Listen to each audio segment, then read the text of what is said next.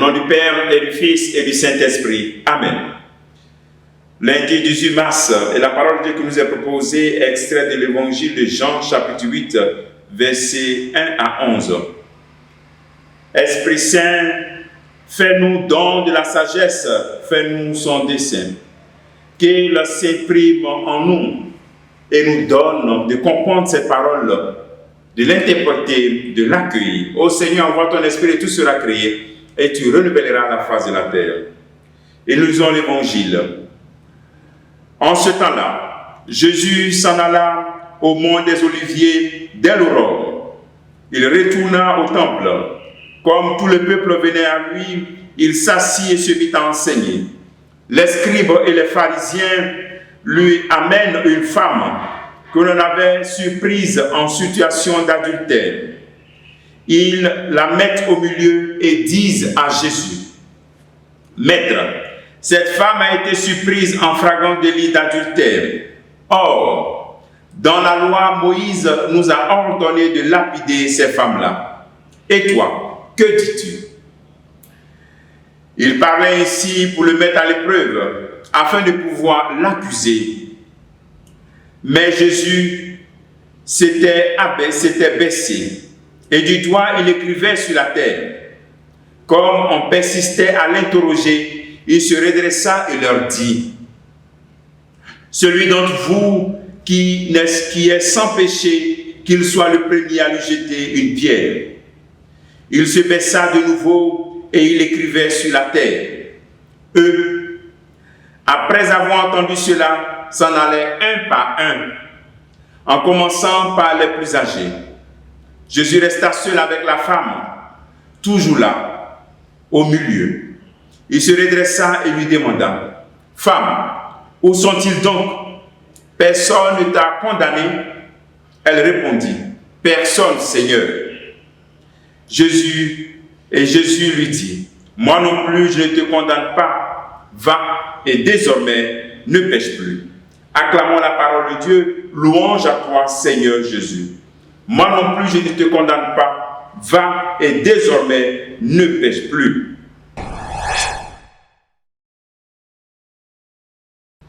Il est bon que chacun d'entre nous puisse se demander en ce jour: quel est mon regard sur les autres?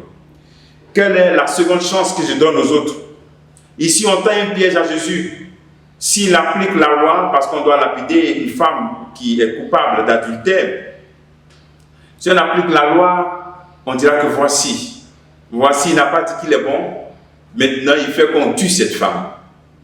Alors Jésus est dans un piège, un dilemme. C'est pourquoi il leur demande: celui qui n'a jamais péché, qu'il soit celui qui lance la première pierre. Alors, bien aimé dans le Christ, deux appels. Le Seigneur nous fait deux appels en ce jour-là.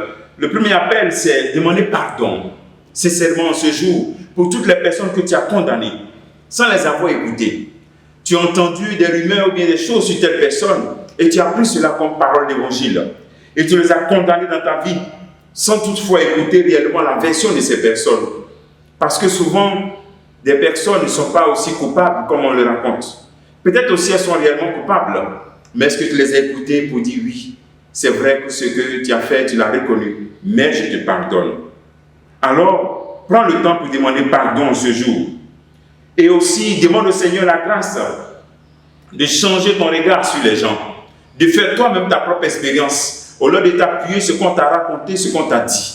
Le chrétien lui-même fait son expérience. Si Dieu voulait vraiment pouvoir tenir compte seulement de tout ce qu'il voyait sur nous, il n'avait pas envoyé son Fils unique. Il a fait son expérience de notre réalité, notre humanité, et il nous pardonne. Le deuxième appel, c'est le désormais. Va et désormais ne pêche plus. Quelle est la seconde chance que tu donnes à celui avec qui tu es, ou bien celle avec qui tu es, tes frères, ta soeur, ton collègue? Est-ce que nous sommes capables aussi de donner aussi des secondes chances, et de dire: va et désormais. Et aussi à notre niveau, quel est le va et désormais que le Seigneur nous dit en ce jour? Va, désormais ne pêche plus. Pour rentrer dans cette résurrection de Christ que nous allons célébrer bientôt.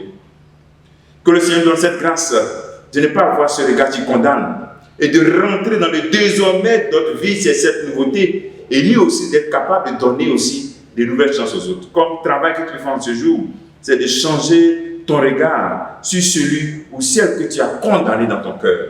Que Dieu notre Père te bénisse au nom du Père et du Fils et du Saint-Esprit. Amen.